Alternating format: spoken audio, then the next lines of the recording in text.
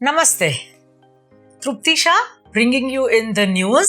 जो समाचार हमें बहुत ही इम्पोर्टेंट लग रहे हैं वो हम आपके सामने लेके आ रहे हैं। पिछले हफ्ते कुछ ऐसी बातें हो रही थी, आपने टीवी पे देखा होगा, न्यूज़पेपर में पढ़ा होगा कि इंडिया ने 4 ट्रिलियन इकोनॉमी, यानी कि इंडिया भारत की जीडीपी 4 ट्रिलियन हो गई है। इकोनॉमी भारत देश की 4 ट्रिलियन यूएस डॉलर की हो चुकी है। क्या ये सही है? This is a deep fake news. ये बात सही नहीं है। भारत अभी तक 4 ट्रिलियन डॉलर की इकोनॉमी तक नहीं पहुंचा है। लास्ट जून 2023 तक हम 3.75 ट्रिलियन की इकोनॉमी तक पहुंचे हैं। ये कोई आसान रास्ता नहीं है कि हम कूद के वहां पहुंच जाए। आप सभी का साथ और भारत देश का विकास इसमें होता है, तो आप लोग भी एक्सपोर्ट के लिए आगे बढ़े। ये माइलस्टोन हमें अचीव करना है और ये माइलस्टोन हम जल्द ही अचीव कर लेंगे। यूपी स्टेट गवर्नमेंट ने हलाल सर्टिफिकेट बैन कर दिया है। अब ये हलाल सर्टिफिकेट क्यों बैन किया है? इसकी वजह यह है कि हर कोई इंसान अपनी प्रोडक्ट यूपी के राज्य में, उत्तर प्रदेश के राज्य में हलाल है इसके लिए बेच रहे हैं, हलाल के नाम पे बेच रहे हैं। मुसलमानों का, इस्लाम धर्म में जो कुरान है उसमें जो लिखा हुआ है उन चीज़ों को अगर आप अपनाते हैं तो वो हलाल होता है, और उन चीज़ों को आप को नहीं यूज करना है, जो चीजों को नहीं यूज करना है उसको हम हराम बोलते हैं। तो इसके अंदर बहुत सारी चीजें आती हैं, सिर्फ मीट या खाने पीने की चीजें या ऐसी नहीं होती हैं इसके अंदर। उत्तर प्रदेश की सरकार ने ये देखा कि आम जनता उत्तर प्रदेश के राज्य में हलाल प्रोडक्ट समझ के खरीद लेते हैं, और ऐसा कोई सर्टिफिकेट होता है उनके पास, दुकानदार के पास नहीं होता है। वो लीगली इश्यूड सर्टिफिकेट है नहीं है, राज्य ने दिया है, सेंट्रल गवर्नमेंट ने ये सर्टिफिकेट दिया है, हलाल बोर्ड ने ये सर्टिफिकेट दिया है। ऐसी कुछ बात होती है या नहीं होती है, ये एक शंका है। और इसके अंदर जो चीज़ें लोकल बाजार में बेचते हैं, तो इस्लाम धर्म के अनुयायियों इन्हीं चीज़ों को अपनाते थे समझ के कि ये हलाल है। तो ये तो एक गलती हो गई ना, उनको हम गैर तौर पे उनको ये खरीदने पे मजबूर करते हैं। तो सरकार ने ये सोचा कि अभी हलाल चीज़ों का लोकल गवर्नमेंट में, लोकल दुकानों में ऐसे हलाल के नाम पे बिक्री नहीं होगी। तो इस वजह से वहाँ पे यूपी गवर्नमेंट ने हलाल सर्टिफिकेट को बैन कर दिया है। पर जहाँ तक बात होती है एक्सपोर्ट की, अगर आपकी प्रोडक्ट आप एक्सपोर्ट के लिए बना रहे हैं और आप कोई भी इस्लामिक देश में उसको एक्सपोर्ट करना चाहते हैं, तो फिर उसमें हलाल का सर्टिफिकेट चाहिए, और ये आपको मिलेगा चाहे आप उत्तर प्रदेश में हो या कहीं पर और भी हो। तो ये चीज़ आपको ध्यान में रखनी है कि हलाल सर्टिफिकेट यानी इस्लामिक नियमों के अनुसार जो चीज़ अपनाई गई है या अपनाने होती है, इसके लिए हलाल सर्टिफिकेट होता है। तो एक्सपोर्ट के लिए इसमें और कोई प्रॉब्लम्स नहीं है। आजकल सुर्खियों में आ रहा है भारत देश APEC की मेंबरशिप लेगा या नहीं लेगा। APEC क्या है? Asia Pacific economic cooperation, APEC। ये जो कोऑपरेशन है उसमें अभी फिलहाल सैन फ्रांसिस्को में 11 नवंबर से लीडर्स की एक पूरी हफ्ते के डिस्कशन और मीटिंग और कॉन्फ्रेंस हुई थी। इकोनॉमिक लीडर्स को बुलाया गया था यहाँ पे 17 नवंबर को, जहाँ पे हमारी ओर से हमारे मंत्री जी मिस्टर पीयूष गोयल वहाँ पे गए हुए थे। और AEPC के लिए बहुत सारे देशों इसमें पार्टिसिपेट कर रहे हैं, और ये है जो ग्रोइंग इंटरडिपेंडेंस, यानी कि यहाँ पे जो देश इसमें है उनके साथ हमारी इकोनॉमिक इंटीग्रेशन, यानी कि हमारा ट्रेड हो सकता है, इन्वेस्टमेंट्स हो सकते हैं।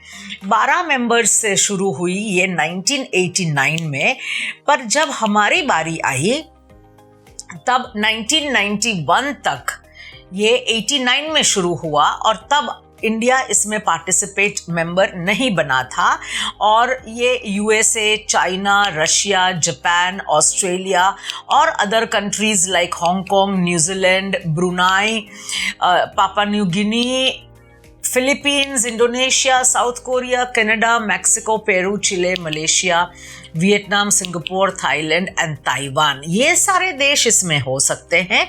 तो भारत देश क्यों नहीं, इंडिया क्यों नहीं? ये APEC जो है ये 62% ऑफ द ग्लोबल GDP का इसमें समावेश हो जाता है, एक्सपोर्ट के जरिए, इंपोर्ट के जरिए। पर भारत देश क्यों नहीं है? जब भारत देश ने रिप्रेजेंट किया 1991 में, भारत देश ने अपने देश की इकोनॉमी को लिबरलाइज किया, ग्लोबलाइज किया और इंडस्ट्रियलाइज किया और प्राइवेटाइजेशन किया। तो ये दौरान हमारी इकोनॉमी खुल गई विश्व के सामने। तब तक हम वही जो पुरानी हमारी सभ्यता थी, इंडिपेंडेंस हमें मिला था, स्वतंत्रता हमें मिली थी, तो हम अपने में ही बस रहे थे। 1991 में हमारी ये इकोनॉमी लिबरलाइज हो गई। तब हमने वापस से ये रिप्रेजेंटेशन किया था वॉलंटरीली कि हमें भी APEC का मेंबर बनाए। तो ये चीज़ कई लोगों ने साथ दिया, कई देशों ने साथ दिया, कई देशों ने साथ नहीं दिया। नहीं दिए की वजह क्या है? उन देशों को लगा कि भारत फिलहाल अभी 1991 में लिबरलाइज किया है इकोनॉमी को, बाकी प्रोटेक्शनिस्ट इंस्टिंक्ट हैं। भारत देश दूसरे देशों के साथ व्यवहार, ट्रेड, एक्सपोर्ट, इन्वेस्टमेंट लाना लेना, ये सभी चीज़ों में अभी प्रोटेक्शन में है, यानी कि वो थोड़े से कॉन्जर्वेटिव हैं, पुराने ख्यालों के हैं। तो उसकी वजह से उनमें थोड़ी सी शंका कुशंका थी और उस वजह से हमारी मेंबरशिप APEC में फ्रीज कर दी गई। तो इस दौरान 1997 तक तो बंद रहा। इसके बाद 2012 में हमने वापस से इनको रिक्वेस्ट की और तब था US India joint strategic vision. उसके अंदर हमने Asia, Pacific and Indian Ocean region ने 2015 में भी वापस से एक स्टेटमेंट इश्यू किया कि भाई इंडिया तो इम्पॉर्टेंट देश है एशिया पैसिफिक की इकोनॉमी के लिए, तो उनको तो APEC में डालना चाहिए। तो अभी ये नहीं हमने रखा है, तो उसका क्या करें? सो नाउ APEC की जो स्ट्रेंथ है वो बिना इंडिया की बाकी के सारे देशों इसके अंदर आ गए हैं। तो अभी ये जो नवंबर में ये हमारे मिनिस्ट्री ने रिप्रेजेंट किया है, वहाँ पे लीडर्स का जो समिट था तब उन्होंने वहाँ पे रिप्रेजेंटेशन किया है।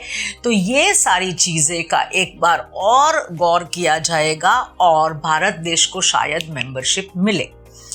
स्ट्रॉन्ग सपोर्ट हमारे पास अमेरिका का है और फ्रांस का है and ministry of commerce and industry, हमारे मिस्टर पीयूष गोयल वहाँ पे इन सब मेंबर्स के साथ मिल रहे हैं, बातें कर रहे हैं। तो अभी तक इंडिया, भारत का जो रोल है वो एक ऑब्जर्वर के तौर पे है। वहाँ पे हमारे लिए कोई बेनिफिट खास नहीं मिल सकते, ना ही हमें वहाँ पे कोई विजन आगे स्ट्रेटजीज बिजनेस की बनाए, वैसा कुछ यहाँ पे अभी फिलहाल हमारा सिचुएशन नहीं है। तो ऑब्जर्वर में से हम मेंबर बन जाए, ऐसे हमारे मिनिस्टर और हमारी सरकार का प्रयत्न है। हमारी सरकार ने अभी एंटी डंपिंग ड्यूटी लगाई है। किस चीज पे लगाई है? चाइना में से इंपोर्ट करना है हमें टफन्ड ग्लासेस, जो आप अपने मोबाइल की स्क्रीन की सुरक्षा के लिए टफन ग्लास यूज करते हैं, वैसे ही हम काफ़ी सारी FMCG प्रोडक्ट्स में टफन ग्लास यूज करते हैं, होम अप्लायंसेस।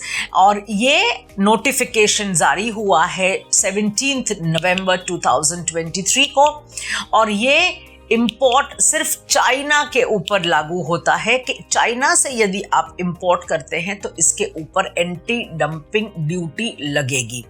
अब एंटी डंपिंग ड्यूटी यानी कि क्या?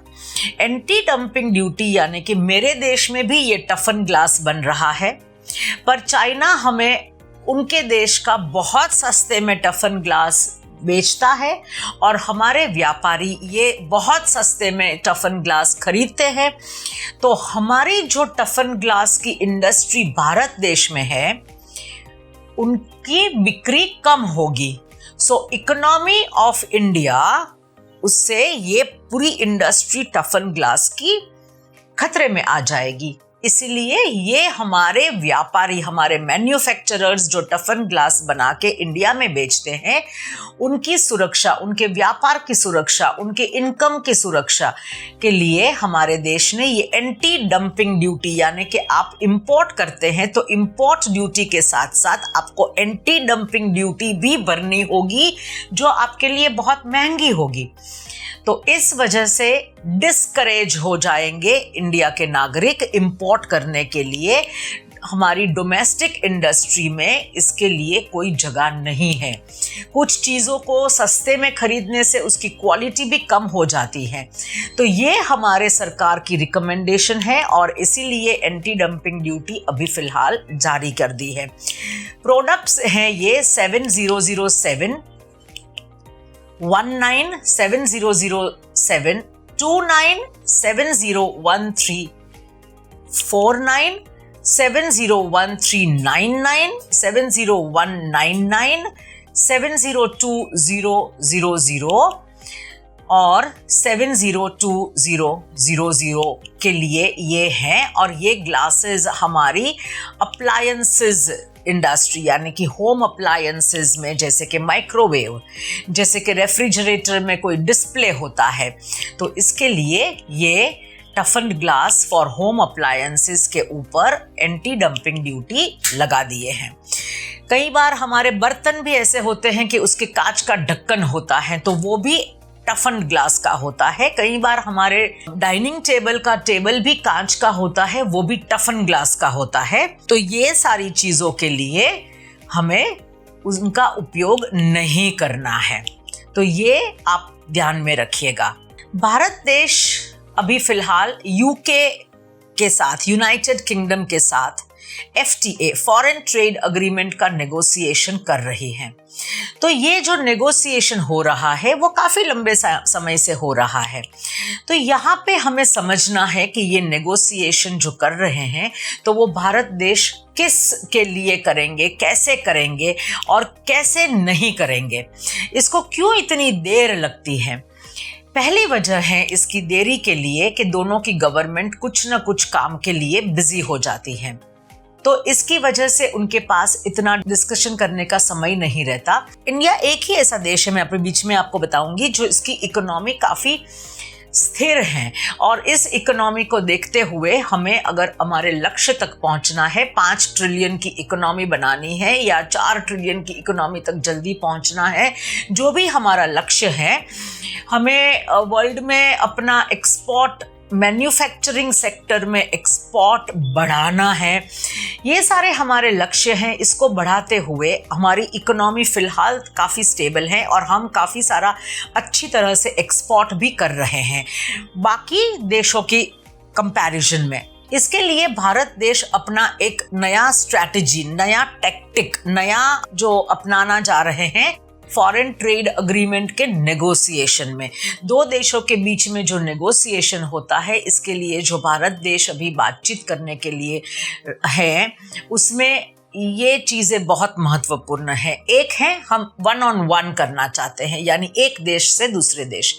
नंबर 2 है कि हमारे जो पेंडेमिक के बाद हमने जो सुना है, सोचा है, तो हमें ये जानना है कि अगर हम एक देश के साथ रिश्ता, जैसे हमने ऑस्ट्रेलिया के साथ FTA किया, हमने UAE के साथ FTA किया, तो दोनों देश बहुत खुश हैं इस FTA से। क्यों खुश हैं? क्योंकि 95% ऑफ द प्रोडक्ट्स जो एक्सपोर्ट करते हैं या इंपोर्ट करते हैं, उसके ऊपर टैरिफ नहीं लगता, उसके ऊपर इंपोर्ट ड्यूटी नहीं लगती है। तो ये सारी दोनों देशों के लिए फ़ायदे में है ये। तो इस वजह से हम यूनाइटेड किंगडम के साथ ये बातचीत कर रहे हैं कि आप भी यही हमारा जो स्ट्रैटेजी है वो फॉलो कीजिए। हमें एक्सपोर्ट ओरिएंटेड मैन्युफैक्चरिंग हब बनना है, तो हमारी ज़्यादातर इंफॉर्मेशन मैन्युफैक्चरिंग वाली प्रोडक्ट्स के लिए ये बात हो रही है। और जैसे हमारे देश में ग्लोबल क्राइसिस आ गई थी पेंडेमिक के 2 साल, तो हमें इसके चलते हुए कोई और खतरे में नहीं पड़ना है। यानी कि अगर हम 3, 4, 5 देश साथ में हैं और एक देश की इकोनॉमी में कोई प्रॉब्लम आ गया कुछ भी वजह से, इंटरनल सिविल डिस्टर्बेंसेस की वजह से या ऐसा कुछ, तो हमें वो नहीं करना है। तो हम आशा करते हैं कि इंडिया और यूके के बीच की जो नेगोशिएशन हो रही है फॉरेन ट्रेड अग्रीमेंट को लेके, वो जल्दी से हमें मिले। इसके अंदर हम जो आम जनता है उसके लिए जो 2-3 पॉइंट्स है वो मैं बताना चाहूँगी। नंबर 1, हमें यूनाइटेड किंगडम यानी कि विश्व के दौर, यूनाइटेड किंगडम एक यूरोपियन कंट्री, यूरोप में बसा हुआ एक देश है, हालांकि वो यूरोपियन यूनियन से निकल चुका है। उनके स्टैंडर्ड्स के हिसाब से हमें बनानी पड़ेगी अपनी चीज़ें, नंबर 1। नंबर 2 है गुणवत्ता में, क्वालिटी में हमें कुछ ऊपर नीचे नहीं होना चाहिए। यहाँ से जो एक्सपोर्ट होगा वो उसी क्वालिटी का होना चाहिए। नंबर 3, वो ज़्यादातर यूनाइटेड किंगडम्स की ज़्यादातर इच्छा ये है कि अगर हम खाने पीने की, हैंडीक्राफ्ट्स, हैंडलूम वगैरह चीज़ों की एक्सपोर्ट करते हैं तो वो GI प्रोडक्ट्स हो। तो आपके लिए ज्योग्राफिकल इंडिकेशन वाली जो प्रोडक्ट्स हैं हमारी, जो हमने आपको बहुत बार बताई है, वो आपको उसके ऊपर भी ध्यान देना होगा। और उनका जो बातचीत चल रही है, हम उसी प्रोडक्ट के लिए बात कर रहे हैं जिस प्रोडक्ट्स में हम गुणवत्ता हाई लेवल की मेंटेन कर सके, क्योंकि हमें इंडिया का भी इंटरनल प्रॉब्लम्स, चैलेंजेस पता है। आज हमने हाई क्वालिटी का भेज दिया, कल हम भेज रहे हैं तो हमने बोला चलेगा, तो उसमें हम लो क्वालिटी का भेजते हैं। तो ये सारी चीज़ें हमें ध्यान में रखनी होगी अगर इंडिया और यूके का FTA बन जाता है, उसके बाद की ये बात है, पर आपको ये चीज़ों पे ध्यान रखना होगा। So this was Trupti Shah with a lot of news for you, and I thank you all for being with me. Until the next, goodbye.